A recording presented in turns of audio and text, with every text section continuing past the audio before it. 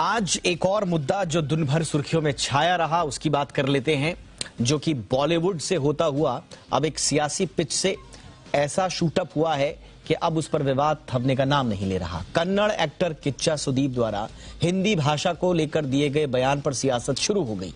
Twitter पर सुदीप और अजय देवगन के बीच शुरू हुई इस बहस में अब कर्नाटक के पूर्व मुख्यमंत्री एच डी कुमारस्वामी, सिद्धारमैया ऐसे नेता कूद पड़े हैं। कुमारस्वामी ने ट्वीट पर अजय देवगन के व्यवहार को हास्यास्पद बता दिया। नेता प्रतिपक्ष सिद्धारमैया भी अजय के बयान पर प्रतिक्रिया दे रहे हैं। वो कह रहे हैं कि हिंदी तो राष्ट्रभाषा है ही नहीं, थी ही नहीं। तो अब इस तरह की प्रतिक्रिया सामने आ रही हैं, तो ये विवाद अब आगे कहां जाएगा, इस पर पूरी डिटेल दे रही हैं मेरी सहयोगी एकता सूरी। एकता, पहले तो ये बताइए कि किच्चा सुदीप और अजय देवगन इन दोनों के बीच में सुलह हुई या नहीं हुई? जी बिल्कुल दीपक, इन दोनों के बीच अगर हम इनके ट्वीट्स देखें ट्विटर पर तो सुलह होती दिख रही है।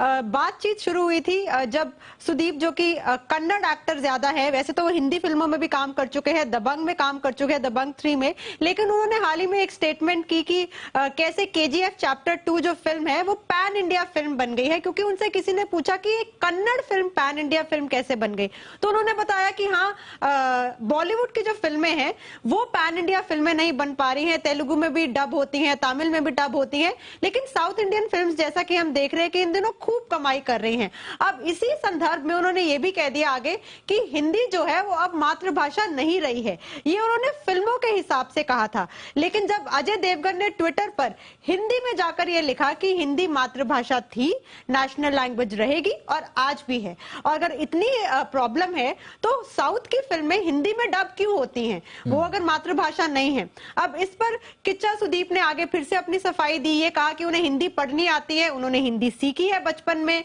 ये तो उन्होंने सिर्फ एक फिल्मों के तौर पर कहा था, इसे गलत ना लिया जाए, अपने उन्होंने सफाई दी। इस पर अजय देवगन जो अपनी फिल्म रनवे 34 प्रमोट कर रहे थे, उन्होंने भी इस पर ये बोल दिया, थैंक यू ब्रो, मिसअंडरस्टैंडिंग हो गई थी। तो एक तरह से वो कन्नड़ फिल्में प्रमोट कर रहे थे, अजय देवगन सुर्खियों में रहना चाहते थे, रनवे 34 प्रमोट कर रहे थे, उन दोनों ने तो अपनी सुलह कर ली। लेकिन यहाँ पर अब मामला राजनीतिक तूल पकड़ रहा है।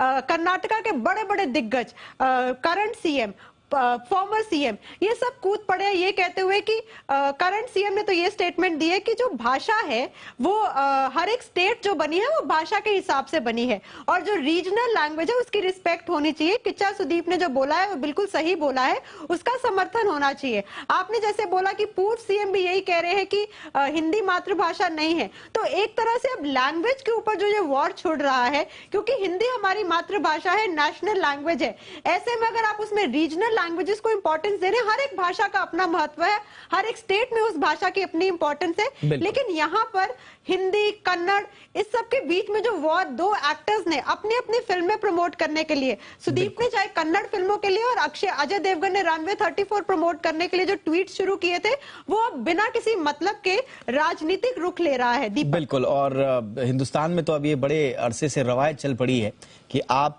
कोई कंट्रोवर्सी दिखा दीजिए तो उस कंट्रोवर्सी के बीच में फिल्म का प्रमोशन जो है वो बहुत तेजी से होने लगता है। तो वो उस लिहाज से शायद दोनों एक्टर्स के लिए ये एक फायदे का सौदा रहा हो ये कंट्रोवर्सी, लेकिन जैसा हमने कहा कि ये पिच हो गई सियासत के लिए, और इस पिच पर अब राजनेता उतरकर बैटिंग और फील्डिंग कर रहे हैं। तो देखना होगा कि ये विवाद आगे कहां तक जाता है। बड़ा दुखद है इस तरह के विवाद, लेकिन अब देखना होगा। अब सियासत में तो एक विवाद अगर उछल गया तो फिर वो कहां जाकर थमेगा, रुकेगा, ये कहना बड़ा मुश्किल होता है। बहरहाल बहुत बहुत शुक्रिया एकता इस तमाम जानकारी।